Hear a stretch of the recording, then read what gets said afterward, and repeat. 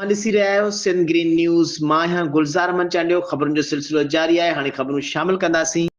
बिरियासिटी खां राजा हुसैन सोलंकी जी रिपोर्ट मुताबिक़ बिरियासिटी भरिसां ॻोठ दरियाखान जलपाणी वासी सोटरन गुलाम मुस्तफ़ा जलपाणी ऐं अली मुर्तज़ा जलपाणी जो मामूली ॻाल्हि ते झेड़ो थी पियो। झेड़े सबबु गोलियूं लॻण सबबु करे 48 साला प्रोफेसर रईस अली मुर्तज़ा जलपाणी पुट डॉक्टर रईस नूर मोहम्मद जलपाणी मौक़े ते क़त्ल थी वियो, जॾहिं त ॿई सोट नूर मोहम्मद जलपाणी जे बंगले में बाहि जे मच ते कचहरी करे रहिया हुआ। इतला ते बिरियासिटी पुलिस वाक़े वारे हंधि पहुची लाश तहवील में वठी बिरियासिटी अस्पताल मुंतक़िल कयो, जिते डॉक्टरनि ऐं पुलिस पारां पोस्टमार्टम ऐं ज़रूरी कार्रवाई बैदि क़त्ल थियल नौजवान जो मढ़ वारसनि हवाले कयो वियो, जॾहिं त वाक़ियो बाहि जियां भर पासीरे इलाइक़नि में पखिड़िजी वियो। इलाइक़े में ख़ौफ़ वारी सूरत पखिड़िजी वई। इन सिलसिले में मक़तूल जे पीउ डॉक्टर रईस नूर मोहम्मद जलपाणी राब्तो करण ते ॿुधायो त पुट अली मुर्तज़ा ऐं भाइटियो गुलाम मुस्तफ़ा जलपाणी पाण में बंगले ते बाहि जे मच ते वेठे पाण में कचहरी करे रहिया हुआ। ख़बर नाहे त कंहिं ॻाल्हि ते झेड़ो थियो। ओचितो फायरिंग जी आवाज़ आई जो वञी ॾिठोसीं त पुटु ऊंधो पियल ऐं रतु तमामु घणो वही रहियो हो।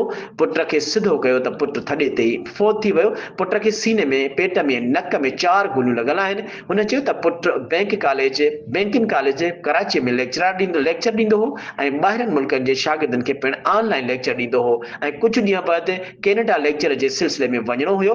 पुटु केतिरनि ई सालनि बैदि ॻोठ आयो हो ऐं काल्ह वापसि कराची वञण लाइ तयारी कई ऐं पुट खे 2 ॿारनि जो औलाद हुयो ऐं संदसि शादी कराची मां थियल आहे।